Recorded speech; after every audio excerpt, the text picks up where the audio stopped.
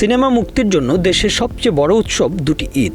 এই সময় প্রযোজক, পরিচালক ও হল মালিকরা সিনেমা মুক্তি নিয়ে ব্যস্ত সময় পার করেন। ঈদ সামনে রেখে রোজার প্রথম থেকেই আলোচনায় ছিল একগুচ্ছ ছবি, পোস্টার, ট্রেলার, টিজার ও গান প্রকাশের মাধ্যমে প্রচারও চালিয়েছে সিনেমাগুলো। শুরুতে 10টির মতো সিনেমার নাম শোনা গেলেও তালিকা থেকে সরে গেছে বেশ কয়েকটি। অনেক হিসাব নিকেশের পর অবশেষে মুক্তির অপেক্ষায় রয়েছে অর্ধ ডজন ছবি। এবারের ঈদের টক্কর চলবে 6 সিনেমার। চলচ্চিত্র প্রযোজক পরিবেশক সমিতির তথ্য মতে ছবিগুলো হলো বরবাদ, দাগি, জংলি, জিন 3, চক্কর 302 ও অন্তরাত্মা।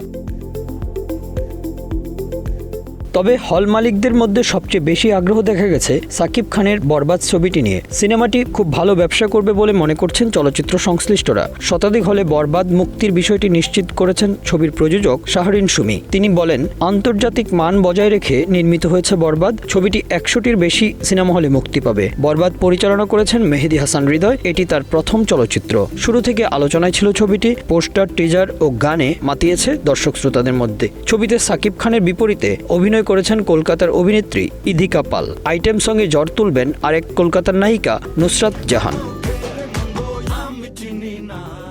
শিহাব শাহীন পরিচালিত দাগি সিনেমাটি নিয়ে দর্শকদের আগ্রহ উল্লেখ করার মতো। এই সিনেমার মাধ্যমে দীর্ঘ বিরতির পর আবারও সিনেমায় ফিরছেন ছোট পর্দার অভিনেতা আফরান নিশো। এটি তার দ্বিতীয় সিনেমা। এতে তার বিপরীতে অভিনয় করেছেন তমা মির্জা। এতে আরও অভিনয় করেছেন সুনেরাহ বিনতে কামাল। বরবাদের প্রেক্ষাগৃহের সংখ্যায় এগিয়ে রয়েছে দাগি। তবে নিশ্চিত হলের সংখ্যা আগেই জানাতে নারাজ ছবিটির প্রযোজক।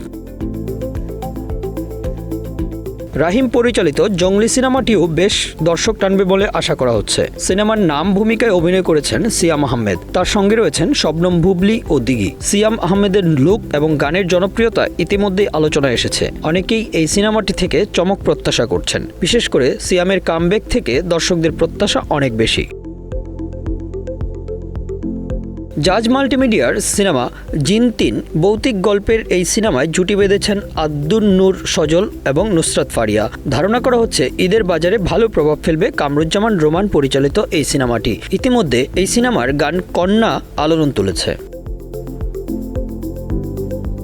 অভিনেতা ও নির্মাতা শারাফ আহমেদ জীবন পরিচালিত সরকারি অনুদানের চক্কর 302 সিনেমাটি মুক্তি পাচ্ছে এবারের ঈদে। এটি পরিচালকের প্রথম সিনেমা। এর মূল ভূমিকায় অভিনয় করেছেন মোশাররফ করিম। প্রচার কম হলেও ছবিটির টিজার আলোচনার জন্ম দিয়েছে। এই কথাটা বলে আর আমরা তখন বলি তাহলে কে খুন করছে। এদিকে শেষ মুহূর্তে মুক্তির তালিকায় যুক্ত হচ্ছে সাকিব খানের আরেক সিনেমা অন্তরাত্মা। ট্রেলারেও প্রশংসা কুড়িয়েছেন ওয়াজেদ আলী সুমনের এই সিনেমাটি। 2021 সালে শুরু করেছিল অন্তরাত্মার শুটিং। সিনেমার সাকিব খানের বিপরীতে অভিনয় করেছেন কলকাতার অভিনেত্রী দর্শনা বণিক। সিনেমার প্রযোজক ও কাহিনীকার সুহানী হোসেন। চিত্রনাট্য করেছেন ফরারি ফরহাদ। অন্তরাত্মার অন্যান্য চরিত্রে অভিনয় করেছেন শাহেদ শরীফ Khan, Aruna Biswas, Juna Chowdhury, S M. Mohsin, Maruf. Bangla affairs news desk.